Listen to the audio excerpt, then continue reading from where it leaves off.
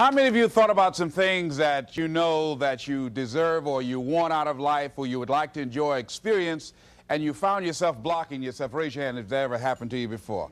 All right, very good. Here's what I want you to do. Shake somebody's hand on your right and your left, and here's what I want you to say. Whatever you're seeking, it's seeking you. It's seeking you. You can have it. You can have it. Give yourselves a round of applause, all right?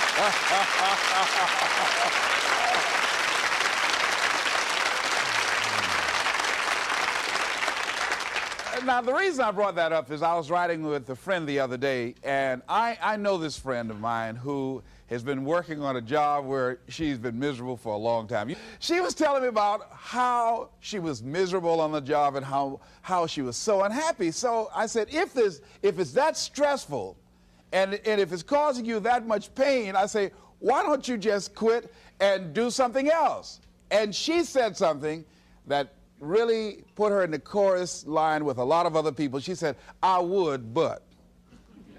And then I started thinking about that. I said, let me take a poll. So I started talking to other people, and I would ask them what they were doing. And I said, but is that your passion? And they would say no. I said, then what's your real passion? And they would tell me what their real passion was. Then I said, well, then why aren't you doing what you really want to do? Oh, I can do it, but. And they would continue on. So this word, but just kept on coming up. And then it also has some friends like woulda and coulda and shoulda. And one day, I'm going to have my own business. Those people who talk about one day I'm gonna. Some of y'all know some of those one day I'm gonna people. Raise your hand. Some of you get up in the morning and look in the mirror at that person. I just tease it, all right? So how is it that many times we block ourselves and we use these words almost like we're in a trance, like we're sleepwalking through life, that we find ways to cancel out our dreams? And I think that but is a dream killer, that a lot of things that we want to do, a lot of places we would like to go, a lot of things we would like to experience, and we just stop at but, and we build a case. In fact, I was reading something the other day that talked about but. It says, but is an argument for our limitations. And when we argue for our limitations, we get to keep them. See, but will cause you to procrastinate. But will cause you to hide out behind fear. But will cause you to come up with all type of excuses that you can validate your inaction and not acting on your dream. And right now, more than ever, people need to look for ways to live their dream. People need to look for ways to make it on their own. There is no such thing as job security. There's no such thing as a storm-proof or tragic-proof life. There are no guarantees today, ladies and gentlemen. The illusion is gone. There was a time when we graduated from high school, you were told, go to college and get out, and you go and work for a corporation for 30 or 40 years, give your gold watch, and you'll retire. Special announcement, that day is gone. That day is gone, never to return again. So instead of people living in fear, feeling stressed out, feeling powerless, feeling like victims, I think it should be a time that we need to begin to look at ways that we can become an active force in our own lives. Look at ways when we can decide to take charge of our own destiny. Look at ways when we can decide to design a life of substance and begin to truly live our dreams. And it's time for people to decide, I'm ready to get on with my life. Shake somebody's hand on your right and left. A guy named Bob May say this, don't let nobody turn you around. Do that right quick.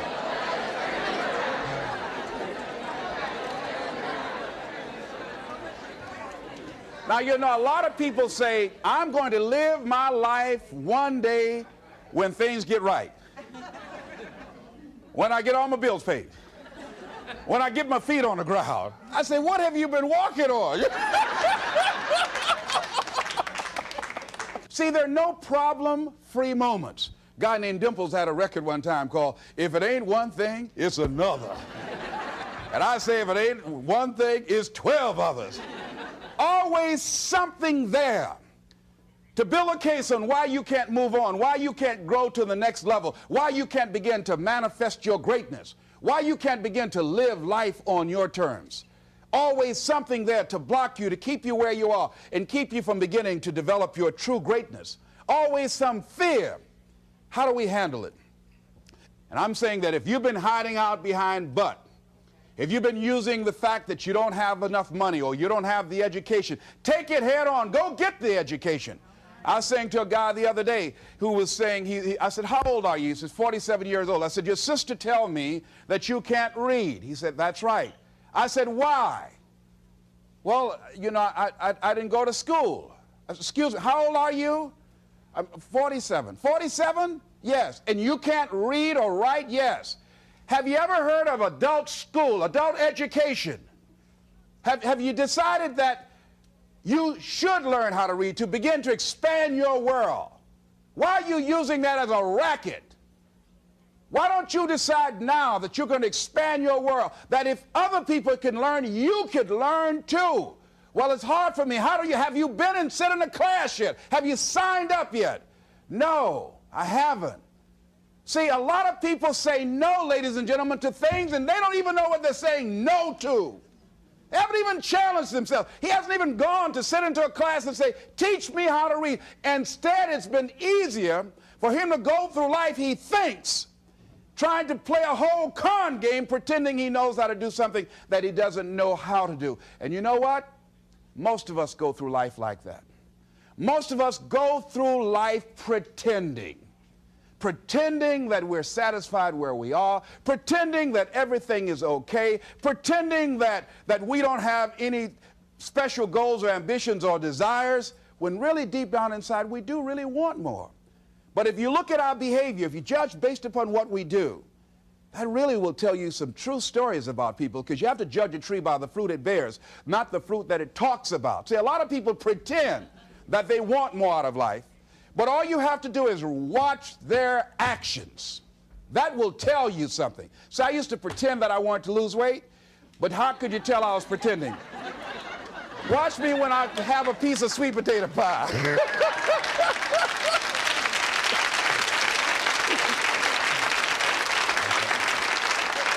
Let me get within walking distance of some peanuts, some potato chips. See, I was pretending that I really wanted to lose weight. No, all you do is watch what I eat. I'll tell you what I'm seriously committed to. People will tell you, oh yeah, one day I want to have a restaurant. See, they're pretending they want to go into business for themselves. They're not serious. How can you tell, Les? Watch their actions. Watch what they're doing. The proof is in the pudding. So if you want to do something, if you thought about something you want to do, take it head on. Decide that you're going to start looking at it, start doing research on it, start tackling it, start becoming involved in whatever and wherever it might lead you to begin to explore the possibilities in that particular thing that you're seeking, so that you can begin to learn all you can about it. Decide that you're going to face it, that whatever shortcomings you have, that you're going to strengthen yourself there. Whatever training that's required, that you're going to go get that training, that you're going to get started right now. George Washington Carver would say, do what you can, where you are with what you have, and never be satisfied. S.B. Fuller used to say, and you heard Joe Dudley talk about, always strive to be more than that which you are. Yeah, don't get satisfied with yourself. Always know that wherever you are, you can enjoy more, that you deserve more. But most people, you know what they do? Most people go through life quietly and safely, tiptoeing to an early grave. Find out what it is you want, and go after it as if your life depends on it. Why? Because it does. People that have found their passion, people that found the things that they love, people that have found the things that they can pour their lives into, those people live longer. I was in New York and I had to do a seminar at a special church, and a guy by the name of Reverend Johnny Youngblood. And I said, how is it that you were able to build this big housing facility and got all of the various community and religious groups together to have this dwelling for 2,000 residents that were once homeless? How were you able to take on this responsibility? Wasn't it overwhelming? He said, the kind of work I do, he said, it's in me. I've got to live what's in me. And I think that's everybody's desire in life. You got to live what's in you. Life is just too short and unpredictable. But what do we say? But there always be tomorrow. Oh no. There's no guarantees you're going to show up tomorrow. There are a lot of people who were here yesterday that they're not here today. There are a lot of opportunities that were around yesterday. They're not here today. Oh, you can wait, but you know what Abraham Lincoln said? Well, good things might come to those who wait, but only the things that have been left over by those who hustle.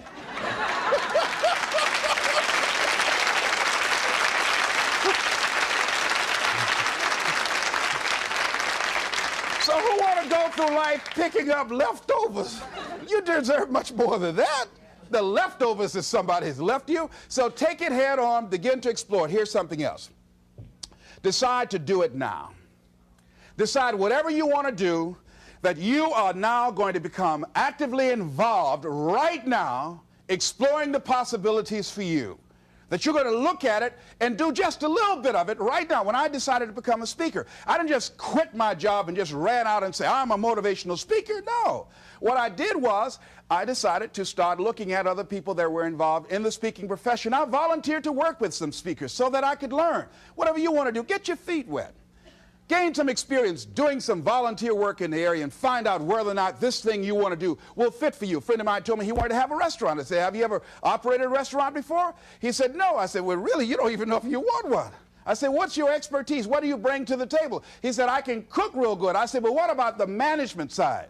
What about the business part of the restaurant? You're not going to be cooking all the time. Somebody's got to receive the money. Who's going to manage the personnel? He said, you got it right. You got a point there. So this guy got a job in a restaurant in the evening time on a part-time basis. After doing that for a while, he said, you know what? I think I just want to be a chef. He said, after working there, people didn't show up to work. He said, it's hard to find the help. People weren't responsible. The headaches, the guests were just giving him problems day in and day out. They weren't ever satisfied. He said, no, I just think I'll stick to cooking. See, you got to find out what fits for you. Because you might decide that after you go up in there and examine it and experience it and get some experience under your belt on it, well, you say, this is really not what I want. This does not fit for me. So decide that you're going to do that. Now, John H. Johnson said something that's very important. He said, there's no defense against an excellence that meets a pressing public need. See, whatever you decide to do, look at it and find out what is it that I have that I could bring to the table that can begin to enable me to ensure that I could be successful in this. Where is the opening for you? There's room for you out here in the arena called life. There's room for you to come out and live your dream. Don't allow but to keep you in the corner, or keep you up in the bleachers, looking at life, being a spectator, not being a participant, making a difference in life. I believe that all of us came here with something. All of us showed up to give something, and that nobody's going to give that service that you have to give. No one's going to produce your product. No one's going to write your book.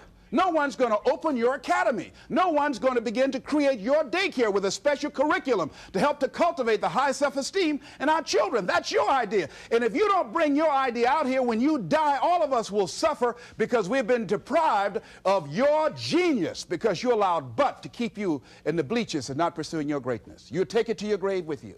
And that's what most people do. I think that's why the guy said that many people die at age 21 and don't get buried until they're 65. They're walking dead. You can tell them by the way they walk. How they look in the face. When they speak to you. I was giving a speech at this high school, and a lady came after school. She said, Mr. Brown, I want to talk to you about my son. I said, what is it? She said, he's not motivated. I said, I wonder why.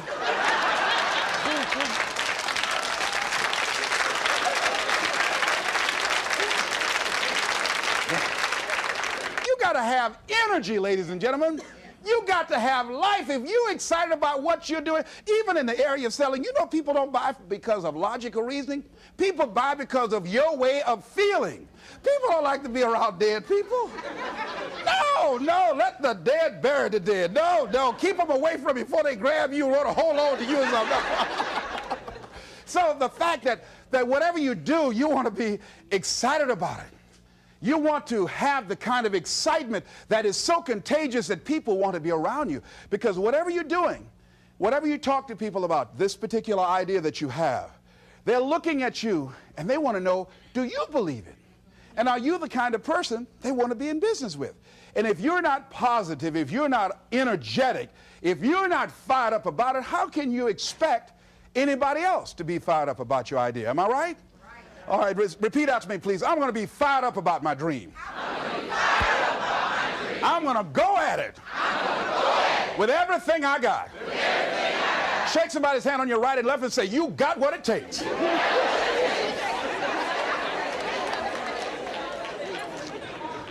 There are a lot of people who say, but I tried once or twice and it didn't work out.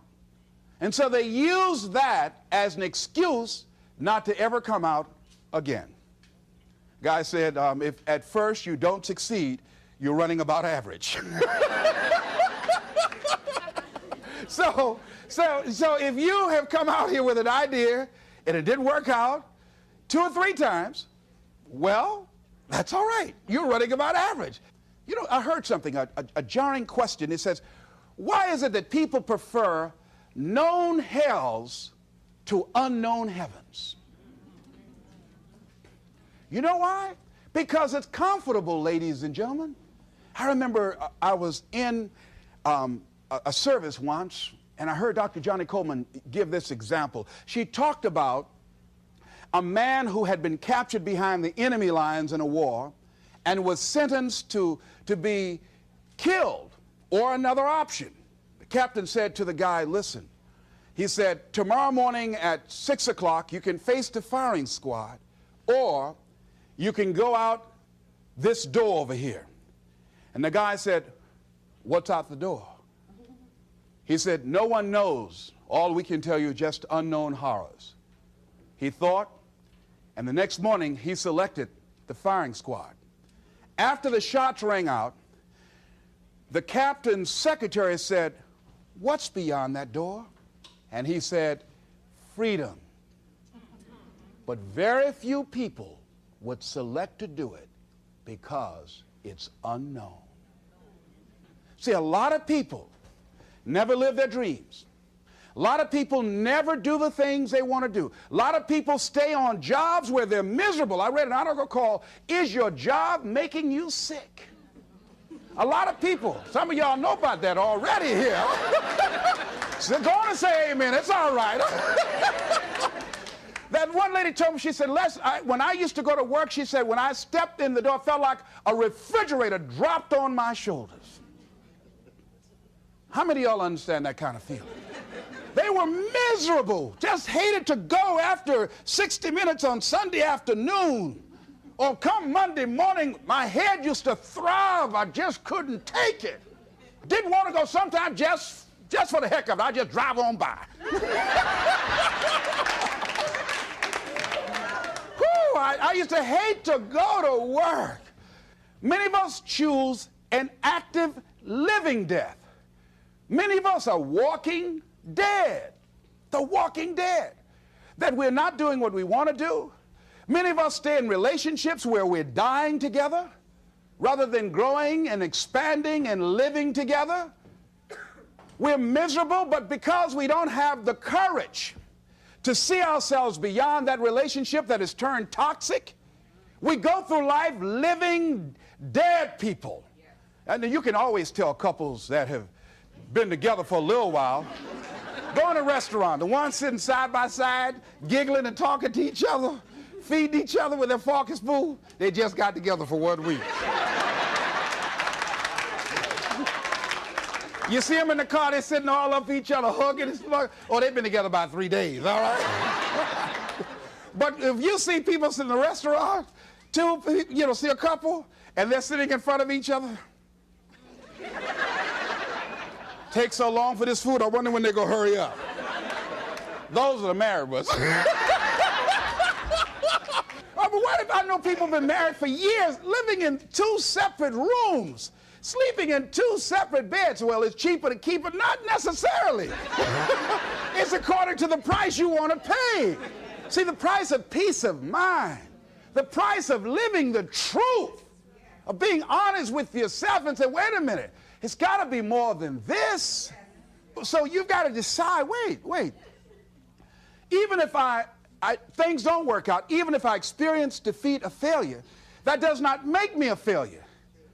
It's a difference between failing and being a failure. If things don't work out, if you don't produce the results you want, that's all. But don't confuse who you are with the results that you produce.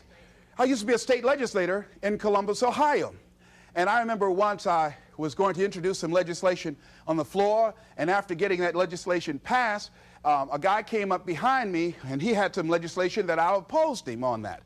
And I was about to stand up to debate this guy, and the guy next to me said, "Excuse me, don't debate that guy." "Why? Do you know who that is?" I said, "No, it's Will Kosky from Toledo. That's a bad dude. He's a lawyer, Les. That man can debate." "I don't care. I'm Les Brown, Mamie Brown's boy."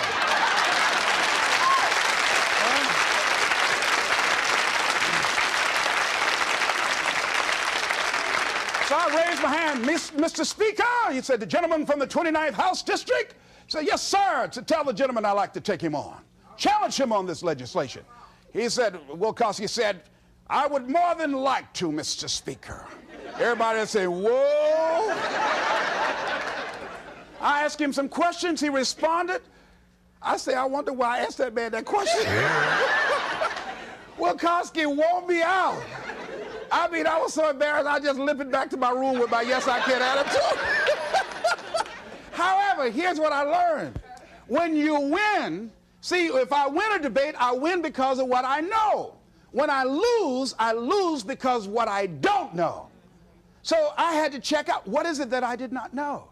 I wasn't prepared. I did not do enough research. I did not do my homework. So he handled me like he wanted to. So I came back again. I waited on some other legislation, did my homework, but he was more than able to take me out again. But pretty soon, each time it would become a little bit more difficult and a little bit more difficult. And the older guy said, "Would you argue in behalf of this legislation for me?" I said, "Sure." I started volunteering to do work in the legislative committees for the older guys. I said, "Absolutely."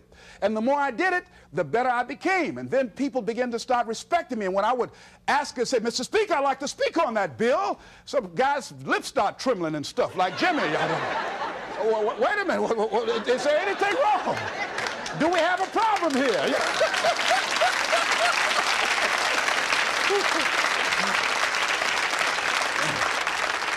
But if I wasn't willing to be humiliated, if I wasn't willing to allow myself to be embarrassed, if I wasn't willing to be debated and defeated, if I wasn't willing to look at it and say, well, I'm just not good as I'm going to be. You know what that lady say? "Lord, I ain't what I want to be, ain't what I'm going to be, but thank God I sure ain't what I was."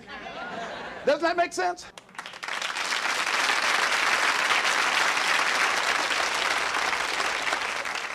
See, you want to learn all you can in life. You've got to be willing to experiment. You've got to be willing to learn to dance with life. You know, Larry DeAndre said, if you don't learn to dance with life, life will pass you by and get another partner. I'm saying you're going to have to dance even if you don't want to. You're going to have to dance with life. So you might as well learn you some steps, because it's going to drag you out on the floor anyhow. So you better get out there and try to do the twisters. Try to do something, say, "Life, is this looking all right?" Because life going to put some knots on your head anyhow. I mean, he'll come up in the bleachers and slap you before everybody. That's why? That's called life. No one is immune. Just think, just over a year ago, everybody's talking about Donald Trump. He was a darling of America. The American dream fulfilled. Just over a year ago, less than 2 years. Everything that people were bragging about, this wealthy, invincible American figure. Look what has happened now. Everybody, no one is exempt from that. I was talking to a friend of mine by the name of Maria. And Maria, who was diagnosed as having muscular dystrophy at age 15 and wheelchair bound, figured that enough had happened to her. She was somewhat immune, she felt, unconsciously, from any more accidents or misfortunes in life. Her wheelchair malfunctioned. She fell out, suffered a closed head injury, almost went blind, lost her memory and concentration for a long period of time. She said, "On that day, Les, I decided to live." I said, "Why?" She said, "Life is about today." She said, I felt because what had happened to me, I was exempt somehow. No, no. Life will knock on everybody's door. I don't care who you are, care how nice you are. Life will come get you. People will dislike you because you're nice. Oh, she thinks she's nice. She's Miss Goody Two-Shoes. People will dislike you because you look better than they do. Because you have more than they do. They'll be envious and make up lies about you and attack you. Be envious of you. Why? I don't know. That's the way they set it up. I don't know. I don't even ask any questions. That's just the way it is. That's the way it is. Handle it. And that's what Maria said. Les, I'm going to live. She said, and they told me I was going to go blind. I said, wait a minute, can you imagine me around a shopping center in a wheelchair and a walking dog too? Oh, no. She said, I'm going to see, Doc. I've got to. And she can see today. That willpower, that determination, very positive, upbeat person. I say, but don't sometimes you feel sorry for yourself and don't you wish you had the capacity to do what other people do? She said, I don't waste my time comparing my condition with other people, one. And she said, people that suffer from a lack of motivation suffer mainly from a lack of self-appreciation. She said, I know that I have value, and the fact that I'm in a wheelchair doesn't make me any less of a human being who can contribute something to life.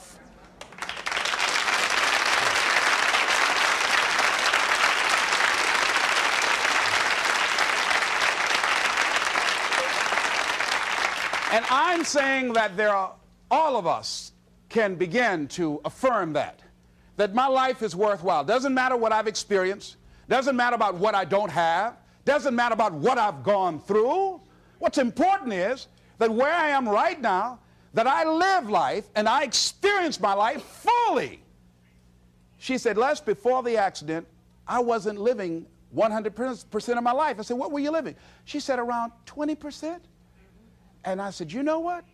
I said, I know what that's like.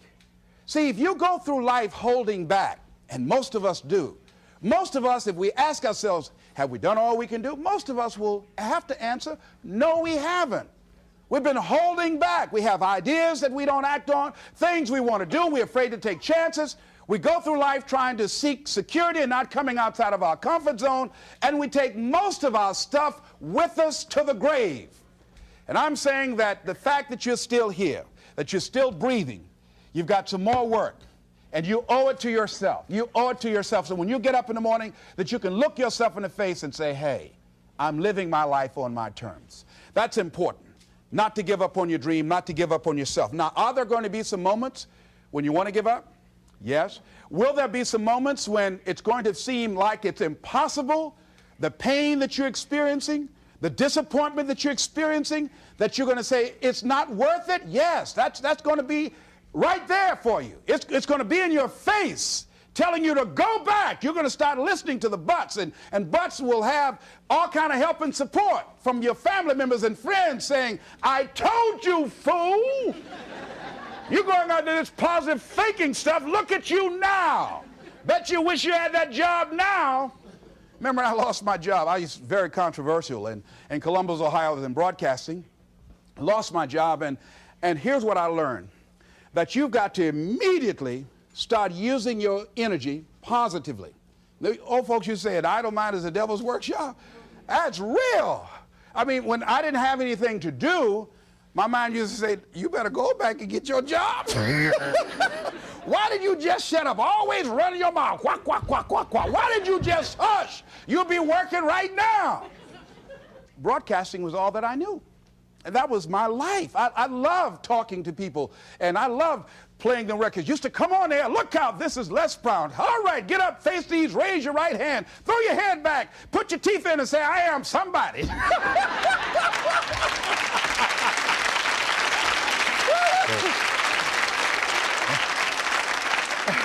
Now, here's what you discover when you're real good at what you do. A lot of people find you to be a threat.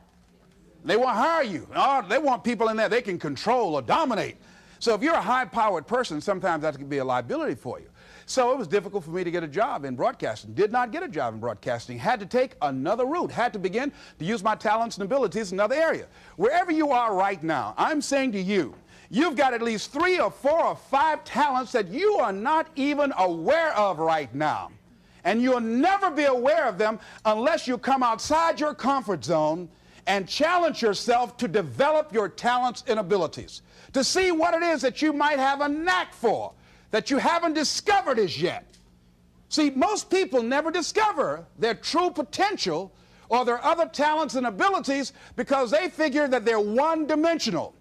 And they don't try and stretch themselves and learn more. Guys say, he who learns the most earns the most. See, if you start learning more things and finding out and experimenting with your life and finding out what else fits for you, here's what you discover, that as you start working with it, and the more you do it, the more you realize other ideas coming to you, the more creative you can become. And then you say, wait a minute, this comes much more easily than I realized. I've developed a knack and a style for this. See, a guy said to me, he said, if you develop your gift, see, you like to talk, you like people. I said, yeah. He said, if you develop your gifts, he said, your gifts will take you a long ways in life. And ladies and gentlemen, because I decided, so I used to be a jack of all trades and master of none.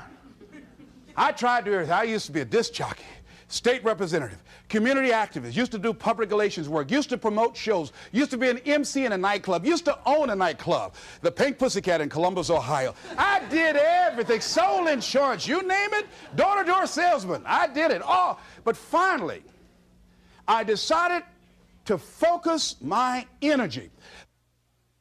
I looked at all my talents and abilities. I said, well, I got to just find what's my one thing, what's my trump card, what's the one thing that I do better than I do anything else. I said, well, I like to do a lot of things. I like to promote, I like to MC, I like to talk, I like being a disc jockey, program director, I like being a community activist, I enjoyed being a state legislator, but I had to find one thing, and I found that one thing. I decided I was going to develop myself as a speaker. And I started following other speakers around. I started doing research. I would read about Marcus Garvey, Frederick Douglass, Booker T. Washington, Winston Churchill. The truth is incontrovertible. Malice may attack it, ignorance may deride it, but at the end, there it is. Carlyle, truth crushed to earth, shall rise again. I would follow Dr. Otis Moss. I read what Dr. Martin Luther King said. He's the greatest preacher in the world. I used to follow him. Of Charles Adams out of Detroit, Michigan. Any great speakers, I would follow them and watch them. I'd be in the back just checking them out. Used to watch Billy Graham on television, turn the volume down to watch his hand movements because he's so expressive with his hands.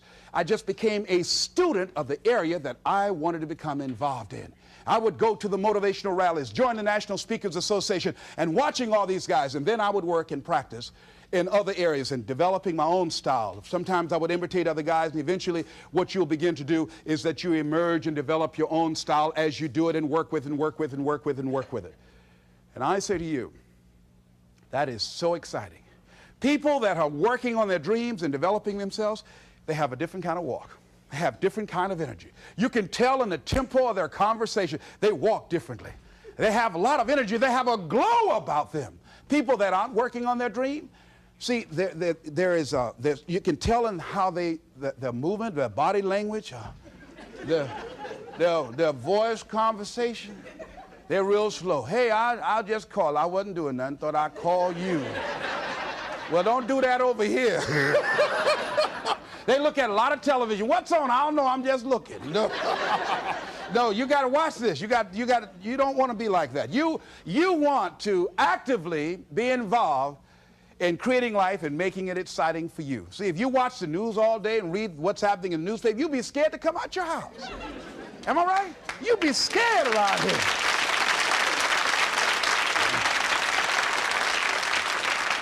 See, you got to keep the little boy and the little girl alive in you. See, most people don't smile. You know that? Just smile. Just smile sometimes. You know, even if you're homely, you look good when you smile. Watch this. Isn't that something? Smile at a homely person on your right and left right quick. You know that? Now, if you look over there and they're already smiling, then you are the homely one. I'll just play it. I'm glad to be alive. And so I feel like that. You know, Robert Elliott, who's the head of the cardiology department at the University of Nebraska, he suffered a massive heart attack. He was in the hospital for 3 months, and while there, he reflected on his life after this near-death experience. Because his mother and father, both of them had no history of heart failure, both of them lived to be over 80, and he wrote something. In order to live a long life and be happy, he said, rule number one, don't sweat the small stuff. And rule number 2, it's all small stuff. Isn't that real? That's real.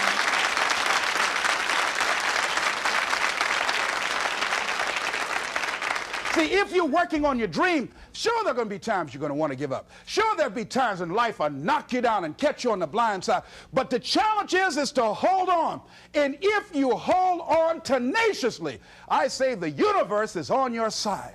A way will come out of nowhere. Someone will step forward and help you. Just a blessing. Who are you? I don't know, but thank you for coming. Hey.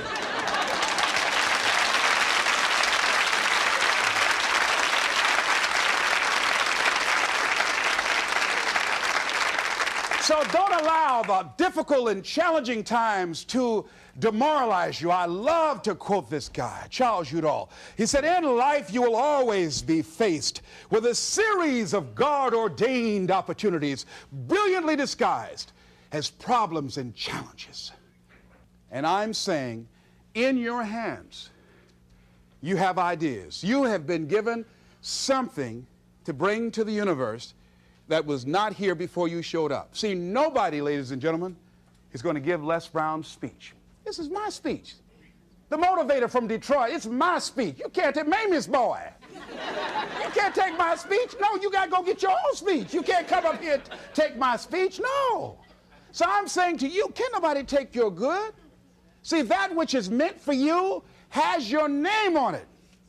No one can take your good from you.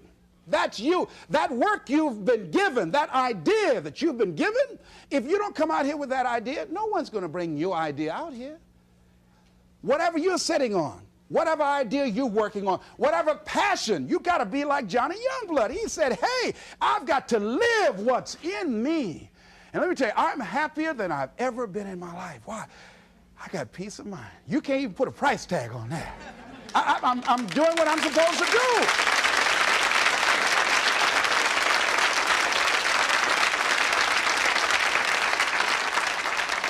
And I say to you, the universe is calling you. A young lady wrote me a letter once after hearing me speak in Detroit, and I had just finished working with some kids, and it really was a short letter. It was a short letter, but powerful. And the letter read, she said, the voice of greatness has called me, and I'm afraid to answer. Ooh. I felt that. I know what it is not to answer. See, I could have been doing this years ago, but I was afraid to answer. I had these buts that I was hiding behind. Like Gideon, I didn't want to come. Not me. I'm not good enough. Wait, let me get ready. You know, you ever seen those perpetual students? Oh, let me get ready. Got a friend named Carolyn, been going to school 10 years, got all kind of degrees. Ain't doing nothing in life. You know? I'm saying answer your call. The universe is calling you. Here's something about life. You can't get out of it alive. Hello? You can't get out of life alive. Live now, like Maria said. Live your dream now.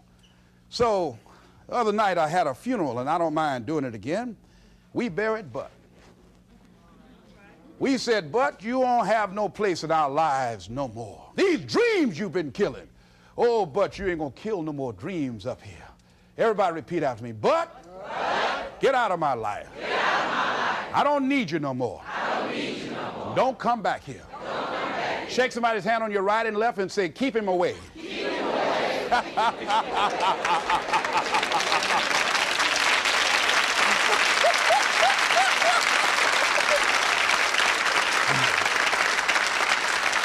So finally I say, look at your life and decide that my life is beautiful, that my life is meaningful to me. I'm not exactly sure what I want to do, but because my life means so much to me, and there are no guarantees in life, I'm going to live as much as I can each day. I'm going to do what I can where I am right now. And whatever I shared with you, I read a book called It Works If You Work It. That's what Johnny Coleman said. See, if you don't decide to act on your dream, if you don't decide to make a decision to live your life, if you don't decide to step into your fears, if you don't decide to say yes to your life, it will never work for you. The time for just wishing is past. Time for doing, that's the time right now. Time for acting on your dream, holding on courageously, as Winston Churchill said, and not lose enthusiasm. Time to face yourself and talk to yourself in the mirror. Time to look around and become creative and see what need or service that you can provide with high standards so that people will talk about you being a master at what you do because of the commitment of pride and excellence and high standards that you've set for yourself. It's time for you to look within yourself and decide that I'm in charge of my destiny. I'm in charge here, and I'm not going to allow anybody to turn me around. I am determined that I'm going to make it. And here's something, ladies and gentlemen, when you make it important, it's not a preference, it's not negotiable, it's a must.